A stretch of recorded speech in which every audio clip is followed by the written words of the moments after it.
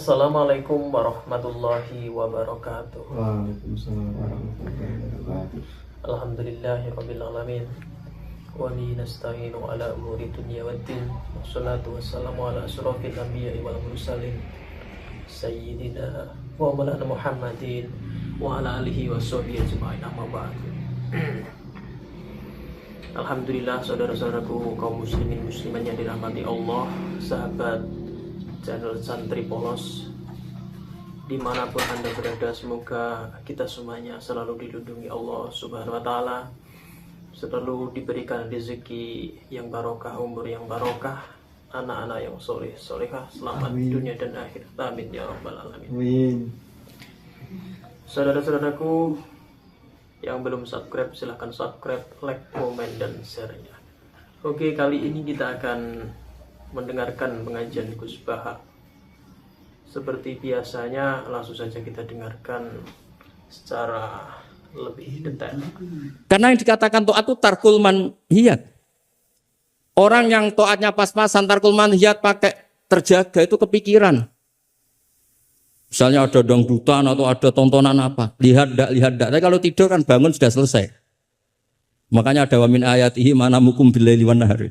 Kata Imam Ghazali, hatta inna khaira ibadatim an-naum. Suatu saat zaman akhir ibadah terbaik itu tidur. Karena kalau bangun ngayal, ketemu orang hasut, ribet. Tapi kalau tidur kan enggak. Lu tidur tuh hebat.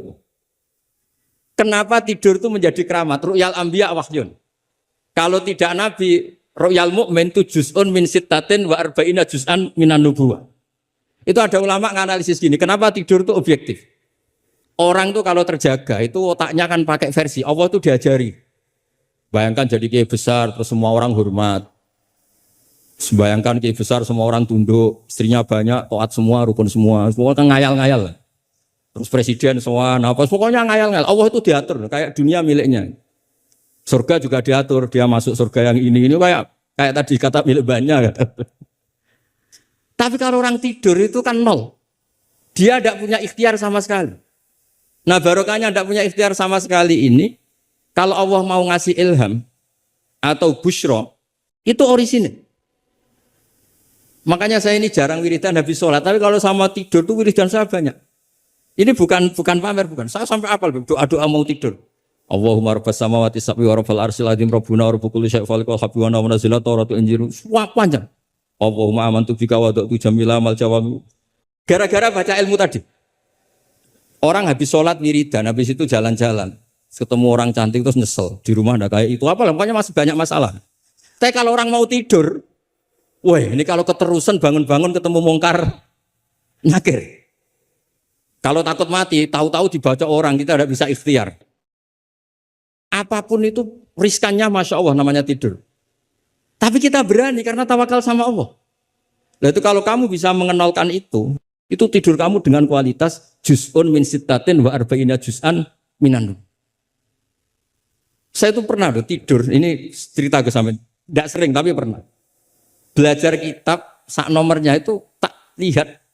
Itu persis. Dia hanya ingin meraktekkan itu. Ya karena tadi, kalau betul ru'yal mu'min itu juz'un min sittatin wa arba'ina juz'an minan. Makanya ada anni arafil manami anni atbahu. Makanya ketika Said Muhammad cerita, kalau ada kritikus tentang kitab Madaih, karena kadang pakai cerita ru'yal kafir, itu kata Said Muhammad, di era sebelum Rasulullah SAW, itu semua ru'ya itu orisinil. Ketika Fir'aun mimpi bahwa ada an-naron akhraqat baitahu, terus ditakwil anna waladan min awladi bani Israel ahlaka mulkahu. Akhirnya nyata apa enggak? Nyata kan? Padahal itu ru'yal kafir. Fir'aun mimpi ada nar sing akhraqat baitahu, terus ditakwil ada waladan min bani Israel ahlaka nopo mulkahu. Nyata, padahal itu ru'yal kafir. Zaman Azizu Misro, mimpi ini aros apa bakaratin siman. Itu juga nyata, padahal ru'yal kafir. Sehingga di Dalailun Nubuwah, Imam Bukhari sendiri memasukkan komentarnya Heraklius. Di kitab-kitab Madaih juga memasukkan komentarnya Nasturo, Bukhairo memasukkan. lagi-lagi ini pentingnya ngaji. Tapi kalau Anda tidak ngaji, wah ini omongannya orang kafir, mas layu tamatu qaulu gini-gini. Lagi-lagi ini barokahnya ngaji. Jadi barokahnya ngaji kita tahu mana duduk perkaranya, mana yang harus musaddaq, mana yang harus mukadzab. Jika kita ngaji disebut al-jarh wa ta'dil. Nah, saya mohon semohon-mohonnya lah bahwa Quran ini kita bawa dengan semua perangkat ilmu. Terakhir saya cerita ilmu balaghah. Ilmu balaghah juga penting.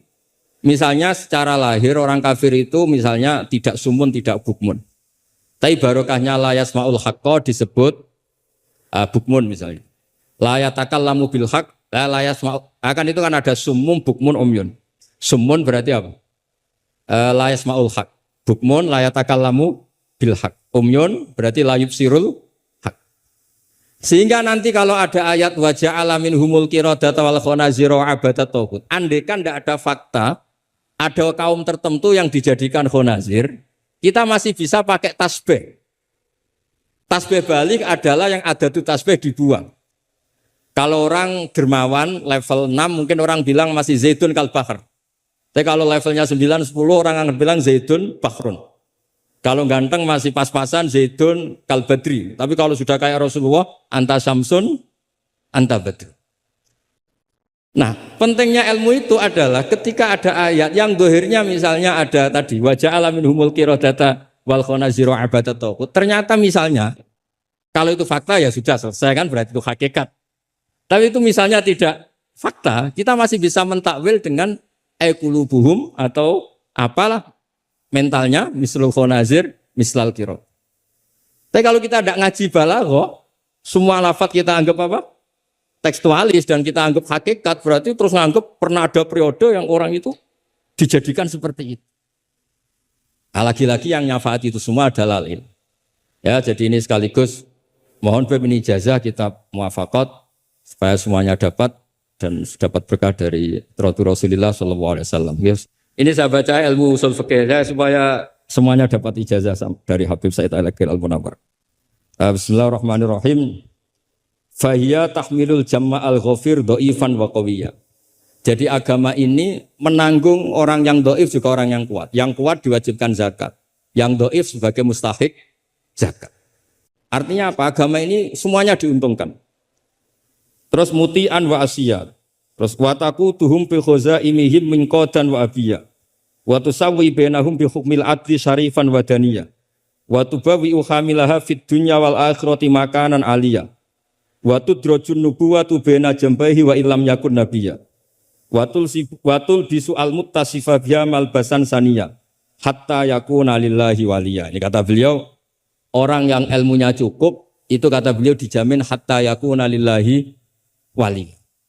Karena tidak ada orang yang syafaqah sama umatnya Rasulullah SAW kayak orang alim. Saya tuh sering dikomplain. Kata Imam Abu Hasan Asyadili fi mukasyafatihi, beliau ketemu Nabi Muhammad SAW, satu ketemu Nabi Nuh.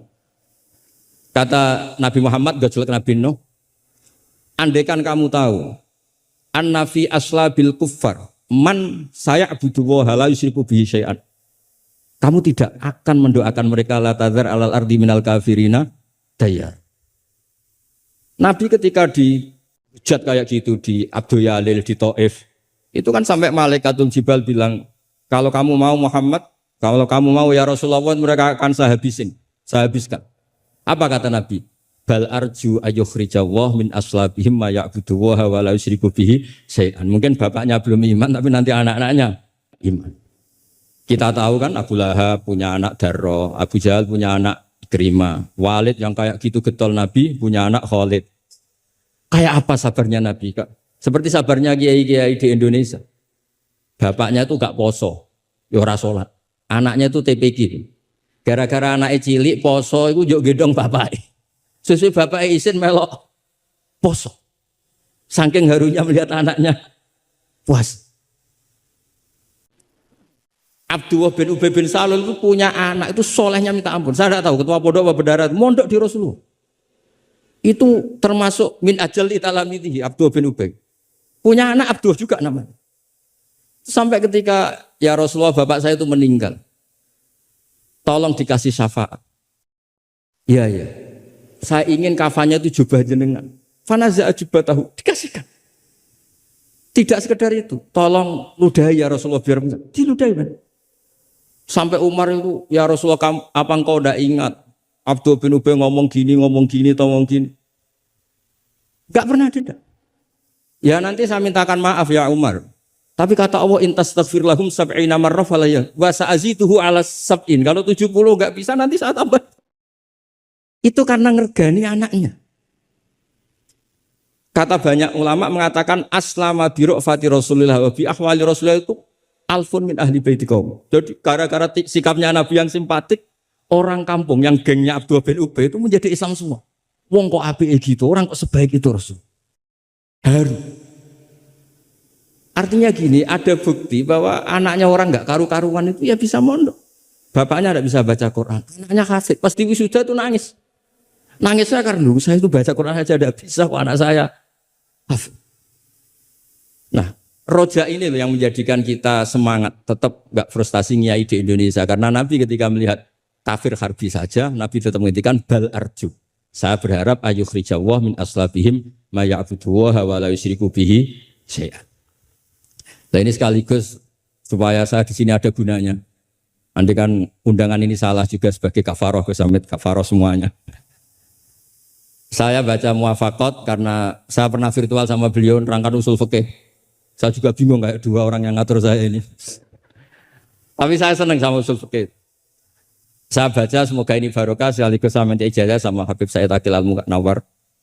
Di antara cara ulama mensifati Rasulullah Shallallahu Alaihi Wasallam itu di antara cara madh Rasulullah itu begini.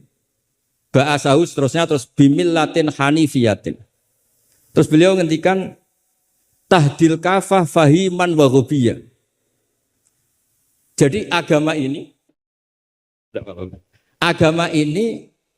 tahdil kafah fahiman wa ghubiyah. Wa tarfuku bijami'il mukallafin muti'an wa asiyah. Itu ketika saya tarik muti'an wa asiyah itu gimana? Bagaimana millah? Hadil millah ini bisa tarfuku bijami'il mukallafin muti'an wa asiyah. Nabi kayak apa? Cerita orang baik yang ideal, yang melakukan imtitsalul awamir wastinabun nawahi. Tapi Nabi juga ngendikan syafaati li ahlil kabair min ummati. Kayak apa Quran mengajarkan kita kebaikan yang ideal? Wa ibadur rahmanil ladzina yamshuna 'alal ardi hauna wa idza khatabahumul jahiluna qalu salama wal ladzina yabituna li rabbihim sujadan wa qiyama wal ladzina itu ideal. Ada lagi yang ideal disebutkan muhsinin itu apa? Alladzina yunfikuna fis sarra'i wad dharra'i wal kadhiminal ghaidha wal 'afina 'anil nas terusnya. Tapi Allah juga ngendikan qul ya ibadiyalladzina asrafu 'ala anfusihim la taqnatu mir rahmatin. Mereka yang asrofu Allah masih manggilnya ya ibadihi hamba-hambaku. Kamu kesini. Anibu ila rabbikum aslimulah. Kayak apa? Hadhil millah tarfuku bijamil mukallafin muti'an wasi. Sehingga Nabi ngertikan. Mangqala ilaha dakhalal jannah wa insana wa insana qala wa insana wa insan. Itu kebetulan yang tanya itu Abu Dzar. Abu Dzar itu orang yang fikihnya itu ekstrim. Malah yang didhawuhi Nabi wa insana wa insana sampai tanya lagi. Ya Rasulullah tenane. Kebetulan Nabi pas itu bangun tidur. Iya, darab wa inzana wa insara sampai 3 kali. Saking Nabi itu karena beliau bantah terus sampai Nabi ngendikan ala rohmi anfi Abi Dzar. Oh, dasar terang ora paham-paham. Abu Dzar terus bilang wa in rohima anfu Abi Dzar. Meskipun begitu saya puas karena sudah mengkonfirmasi sampai 3 kali. Sehingga dalam kenangannya Ka'bul Ahbar dalam kitab Khilyatul Auliya ketika cerita manaqibu Ka'bil Ahbar. Ka'bil Ahbar ini orang ahli kitab yang maunya Islam itu terlambat karena nunggu data itu kurang 1 menurut dia. Di kitabnya dia itu kan masyhur itu Al-Haditsus Tsani an Yasar bin Atha an Ka'bil Ahbar qala alamani abi Taurata ila sifran wahidan kana yahtimuhu wa yudkhiluhu sunduk. Falamma mata abi fatahtuhu fa idzan fihi nabiyyun yakhruju akhir zaman. Maulidu bi Makkah wa hijratu bil Madinah wa sultanuhu bisyam. Ka'bil Ahbar itu tahu Rasulullah itu maulid di Makkah ini sudah benar. Wajiratu bil Madinah sudah benar, tapi beliau tidak menangi ada Sultanul Islam Fisyam. Sehingga cara beliau data ini kurang 1. Ketika Futuhat, Umar menaklukkan Syam. Dan Islam di Syam menjadi sultanah, menjadi sultan. Wa sultanuhu Fisyam. Singkat cerita dia akhirnya masuk Islam dengan data yang seketat itu. Akhirnya dia jadi penasihatnya Umar bin Khattab, masyhur. Ketika di antara yang diceritakan beliau adalah yalumunani ahbaru Bani Israel. Saya ini ketika ketemu orang-orang ulamanya Bani Israel sering dicibir, disalahkan. Annani dakhaltu fi ummatin farraqahum awalan summa jama'ahum. Nah, ini saya ini dikritik, disalah-salahin sama ulama Bani Israel karena saya ini masuk satu komunitas yang gaya pertamanya kayak ada kelompok-kelompok, ada faksi-faksi. Tapi summa jama'ahum, pada akhirnya jadi satu. Terus beliau baca kitab, baca Quran tadi, summa awrasnal kitab alladzina astafaina min ibadina, tadi yang dibaca Profesor Kures. Faminhum dzalimun li nafsi. Gayanya kita ini kita dibagi, ada yang dzalimun li nafsi, wa minhum muqtasid, wa minhum sabiqum bil khairati biidznillah. Tapi kata Nabi, haula kulluhum bimanzilatin wahidah wa kulluhum fil jannah. Tapi ternyata 3 orang ini semuanya di surga. Yang ngajari Quran, lelaki sama lelaki, perempuan sama perempuan, dia fil jannah. Tapi kalau dipilih di kampung-kampung itu gurunya itu perempuan cantik. Ya ada ustadz lelaki, ya agak kepikiran juga. Itu kalau diharamkan tidak jalan, dihalalkan fitnah. Tapi barokahnya agak-agak semu-semu ini yang bisa baca Quran di situ banyak. Ikutnya partai wa akharuna atarafu bidunubihim khalatu amalan sholihah wa akhara sayyi'ah. Jadi, ini cerita saja, nanti bisa ditasih sama beliau. Intinya kalau kita ngaji itu tadi, kita kata Sayyid Muhammad yang paling masyhur, li'annal insan kullamata sa'fikruh qalla inkaruhu 'alan nas. Jadi al-insan idza tasa'fikruh qalla inkaruhu 'alan nas. Jadi tadi misalnya ada kiai besar diundang di kampung-kampung terbelakang nggak mau, jangan katakan sombong. Itu tidak membunuh pasaran kiai kampung. Yang datang puji tawadhu, yang nggak datang puji ngasih job, kan enak kan? Semuanya benar. Semuanya apa? Loh, saya kalau bidang kemenang tidak datang karena ngasih jatah jenengan-jenengan ini. Kalau saya datang bisa majub ini. Ya ini sekaligus minta ijazah saya baca Muqaddimah. Nah ini banyak keluarga saya sama dari keluarga langsung. Begini ya masalah ulumul Quran.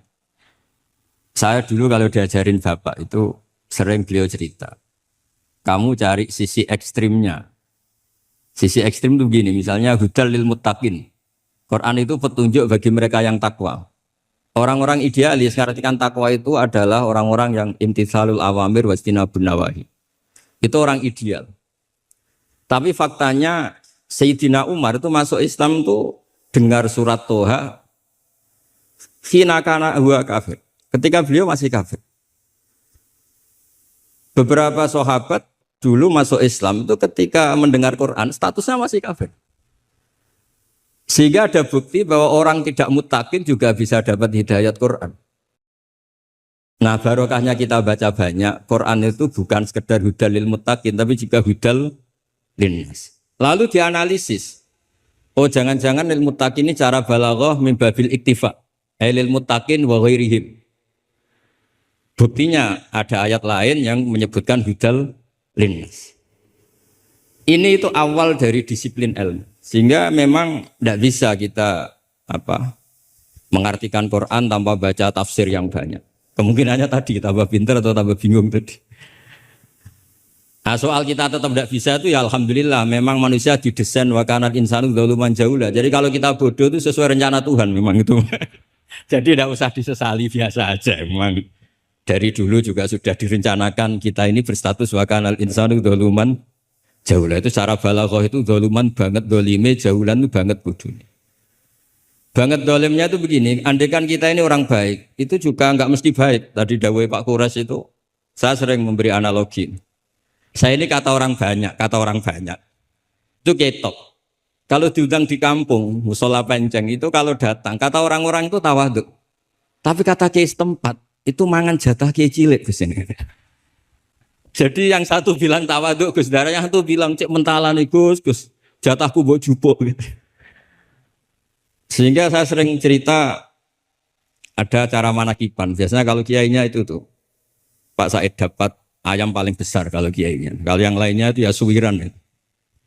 Barokahnya saya tidak datang, yang dipakai itu kiai-kiai yang kira-kira mabadik fikih. Saya ini kan dianggap kiai Qolyubi. Itu maturnunya sama saya itu maturun Gus Jiran gak teko. Aduh aku untuk suwiran gitu. Karena sekali saya yang datang itu ya kira-kira bintangnya saya. Jadi kadang-kadang antara tawaduk dan ngambil jatah itu gak jelas. Ya. Nah ini pentingnya ngaji ijtihad. Makanya di sahabat kita muwafaqat. Ijtihad itu satu logika yang gak konsisten. Sebab itu Rasulullah SAW itu kalau ngendikan apa saja. Itu ya juga dianalisis oleh sahabat. Misalnya begini, ya ummul qauma aqra'uhum li kitabillah. Tentu imam itu yang terbaik. Tapi di beberapa kejadian, akabirus sahabah itu pernah makmum sama Salim Maula Hudzaifah. Itu orang yang kelas nasabnya, marganya itu jauh di bawah Abu Bakar Umar. Tapi beliau makmum sama Salim Maula Hudzaifah. Bahkan beberapa riwayat yang Nabi ngendikan cara shorihan, itu sama sahabat masih dinego. Karena ada ranah ijtihad. Misalnya Nabi ngendikan la tusalliyanna asra ila fi bani Quraidah. Ternyata mendekati Bani Quraidah kadati syamsu antahruba, matahari hampir terbenam. Sebagian sahabat berpikir kita harus sholat di sini karena matahari mau terbenam. Sebagian yang lain enggak, Nabi bilang jangan asar kecuali di Bani Quraidah. Separuh sholat asar, separuh enggak. Falam yu'annif ahadan minhum. Nabi enggak menyalahkan salah satu karena ini masalah apa? Ijtihad. Jadi ini matur juga Gus Samit, saya tadi dari rumah bilang sama keluarga, saya datang tapi mau pamit. Ini saya sudah mau jadi resi, mau uzlah. Karena ya itu tadi, kalau saya ngisi terus itu apa tawadhu, apa nutup jatahnya orang lain itu juga gak jelas. Nanti hisabnya itu apa ya, gak jelas. Bapak itu sering ngajari gitu. Pak itu kiai sepuh jadi imam masjid istiqomah sekali sampai tua. Itu istiqomah apa mau digenti kan? Itu istiqomah atau enggak mau regenerasi. Jadi orang tuh biar mikir. Saya beri contoh sekian pentingnya ijtihad. Karena Rasulullah sallallahu alaihi wasallam idan sarafa min sholatihi aqbala alaihi nabi wajhi. Sehingga banyak orang, banyak imam kalau habis sholat itu langsung menghadap ke makmumin. Kalau di Indonesia menghadap ke timur. Tapi di beberapa tabwibnya Imam Bukhari atau Tarjamatul Bukhari, beliau menyebut itu lil mau'idhah. Buktinya setelah itu Nabi ngendikan ara'aitakum lailatakum hadhi. Kamu mimpi apa? Coba terangkan ke saya. Sehingga terus ada yang mempraktekkan boleh menghadap ke makmumin kalau li ta'lim atau lil mau'idhah. Tapi banyak juga ulama yang menganalisis itu bentuk maklumat anna sholata inqadat, bahwa sholat itu selesai. Takutnya Nabi kalau tetap menghadap ke barat sesuai bentuk duduk tawarruk atau tahiyat akhir, atau itu nanti dikira Nabi fi sholat. Sehingga orang yang datang kemudian Allahu Akbar makmum sama Nabi itu bahaya betul dalam bab sholat. Karena robtus sholat biman laisa fi sholatin. Berarti makmum tadi menggantungkan sholatnya dengan orang yang sudah tidak sholat. Sehingga dibutuhkan sikap memaklumatkan kalau sholat itu inqadat. Dengan cara apa? Boleh menghadap ke timur, boleh menghadap ke utara kalau dalam konteks Indonesia. Kalau kata Imam Syafi'i, ja'lul makmumin janibal yamin, berarti orangnya menghadap ke utara kalau. Nah, analisis seperti ini penting karena Nabi memang enggak konsisten. Kadang aqbala ali nabi wajhi, kadang istaghfara salasan suman sorofa, kadang apa. Sehingga barokahnya ilmu itu akan luar biasa. Tadi juga disebutkan menyangkut bid'ah. Kalau sampai belajar ulumul hadis, Sayyid Muhammad menulis dalam kitab Abwabul Farad. Kalau bid'ah itu artinya yang enggak pernah diajarkan Nabi itu berapa kejadian zaman Rasulullah yang Nabi membenarkan sesuatu yang Nabi sendiri itu tidak tahu. Masyhur itu ada sahabat ketika i'tidal bilang Rabbana lakal hamdu hamdan katsiran thayyiban mubarakan fi. Kita tahu ajaran Nabi adalah Rabbana lakal hamdu bil samawati atau mil as-samawati wal ardh. Sehingga setelah sholat Nabi tanya, ayyukumul qail, siapa tadi yang melafadzkan itu? Semua sahabat itu diam. Karena takutnya Nabi menyalahkan. Ternyata Nabi ngendikan, tadi siapa yang melafadzkan itu? Fa inni ra'aitu isna asyara malakan yabtadiruna ayyuhum yaktubu awwal.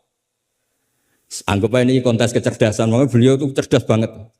Ben sawangane ana kiye Jawa cerdas, ibu cerdas. Ajane kula niku nggih sungkan.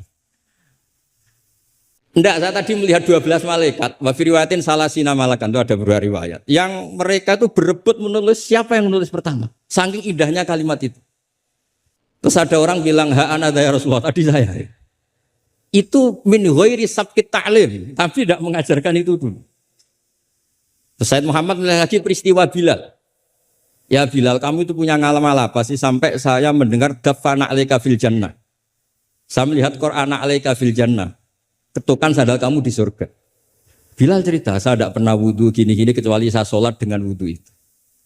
Dan banyak lagi amal-amal sahabat yang min ghairi sabqit ta'lim kemudian di-ACC oleh Nabi. Andai kan bid'ah itu yang belum diajarkan Nabi, tentu semua itu salah. Kowe sing marahi sapa, ora tak warai kok kreasi dhewe. Fa'antal musyarri'. Tidak, Nabi ternyata mengiyakan. Yang ketiga yaitu peristiwa kulhu. Ada imam di Masjid Kuba, kila fi syariatin Nabi arsala syariatan itu selalu kalau imam itu baca kulhu. Sampai makmumnya itu jenuh karena main kulhu terus. Singkat cerita si imam ini dilaporkan, ya Rasulullah, imam yang kau tugaskan ke kita ini main kulhu terus. Itu gimana ya Rasulullah? Tapi Nabi karena bijak panggil orang itu, dipanggil. Kenapa kamu sering baca kulhu? Li'anna suratal ikhlas sifatur rahman fa ana uhibbuha. Itu surat yang benar-benar hanya menerangkan Allah sehingga saya suka. Kalau surat lainnya itu kan surat proposal. Misalnya Anda bilang uji budak watadai terus dongo. Banyak sifatnya Allah yang kamu suka itu karena terkait Anda. Kalau ini enggak ada yang terkait kita, murni tentang Allah sehingga saya suka. Makanya disebut suratul ikhlas. Kalau Anda baca Ar-Rahman mesti terus hanya irhamna. Anda baca Ghafur terus ighfir lana. Jadi kepentingan Anda langsung diungkapkan. Apalagi yang Al-Mujib. Wah, langsung kemana-mana hajatnya disampaikan semua. Kamu yang punya utang, Allah yang kamu libatkan gitu. Ya kan? Kamu yang ingin wayah, Allah kamu libatkan. Ya Allah. Masih disuruh enggak konangan itu kan. Enggak ikut Allah, enggak ikut utang, kamu libatkan suruh nyaur gitu kan. Tapi kalau surat Ikhlas enggak ada itu semua. Tidak ada mujib, tidak ada rahman, tidak ada, pokoknya tentang Allah saja. Maka saya suka. Sehingga disebut surat ikhlas, karena orang baca surat ikhlas itu pasti ikhlas, karena ada terkait tentang kita. Tapi apa kata Nabi? Barusan Jibril datang memberitahu, Allah itu suka kamu. Akhbirhu annallaha yuhib. Orang itu senangnya bukan main. Nah barokahnya ngaji seperti ini, kalau Anda melihat imam main kulhu saja, orang alim alama itu pasti baca hadis tadi. Tapi Imam Ahmad tuh gak suka ada orang sering baca kulhu. Ini cerita ijtihad. Gak suka. Beliau dikasih tahu ini kampung ini sering baca Yasin, kampung ini sering baca kulhu. Marah besar Imam Ahmad. Ayuh jarul Quran. Ayuh jaru ghairu suratil ikhlas. Ayuh jaru ghairu surati Yasin. Memangnya Quran hanya kulhu. Kamu ridho kalau Quran lainnya gak dibaca. Kamu ridho kalau surat lainnya gak populer, yang populer Yasin terus. Lam yakun se'unnal Quran mahjura. Enggak boleh Quran jadi mahjur. Harus dibaca semua. Ya tapi kan kaidah kita ada saja ulama yang mengatakan malah idrokukulu, la idrokukulu. Kalau tidak bisa semua ya kulu. Nah, ya istilah-istilah ini yang bikin kita ini ya seneng ya kadang mangkel gitu. Karena ya mangkelnya itu kok mereka yang ulama tidak kita itu. Ya kadang-kadang mangkel itu. Ya mangkel seneng gitu. Saya itu pengagum kitab usul karena mbah saya itu al-usul. Yang saya senang ya tadi logika yang dibangun. Tapi saya pastikan al-usuli ini di antara kaidah terakhirnya itu at-takmil idza ada lil asli bil ibtal lam yu'tabar. Jadi at-takmil idza ada lil asli bil ibtal lam yu'tabar. Sehingga kiai-kiai Jawa itu kalau misalnya negur orang sepuh ini. Saya sering diceritani kiai-kiai kampung itu ada orang sujud tuh gini, Beb. Setelah ditegur Bah kalau gini lebih sah. Enggak membenari peci malah paginya enggak sholat lagi. Jadi makanya Kiai Jawa itu malas negur karena jadinya enggak dibenahin, jadinya enggak sholat. Jadi itu masuk kaidah at-takmil idza ada lil asli bil ibtal lam yu'tabar. Jadi kalau dipaksakan ideal itu malah al-aslunya hilang. Makanya kitab ini yang saya baca, kitabnya Imam Syatibi. Asy-Syatibi itu ada dua, ada Asy-Syatibi al-Usuli, ada Asy-Syatibi yang al-Muqri, yaitu yang ngarang Khirzul Amani itu ya. Nah itu ini nanti saya baca beberapa kaidah dalam ulumul Quran.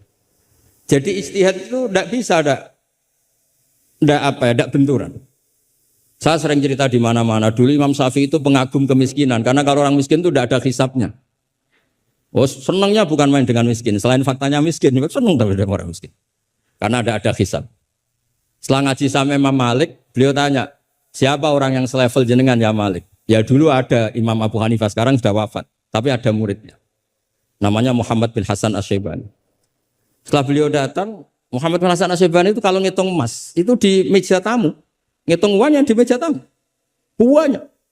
Imam Syafi'i itu ngelus dodo. Orang sealim ini kok kedonyan. Tapi kata Muhammad bin Hasan Asy-Syaibani, kalau kamu orang soleh gak boleh punya uang, gak boleh kaya, ini tak kasihkan sama lonte, sama koruptor, sama tukang dugem, tukang tukang judi. Jangan kalau dipakai orang fasik nanti gak karu-karuan. Jenengan saja. Baru sadar, oh iya ya. Kalau yang orang soleh kere semua, yang fasik kaya, berarti ada syauqatu dzalim ala soleh. Ada syauqatu dzalim, kayak apa bahayanya? Ada saltonatul fasik ala soleh. Semenjak itu Imam Syafi'i itu tuh sampai fatwa berlebihan. Orang Islam yang bisa kaya kok miskin haram. Kuat beli alpat kok beli keri tua haram. Terus berlebihan. Syukur alhamdulillah kita baru saja menyimak pengajian dari Gus Baha.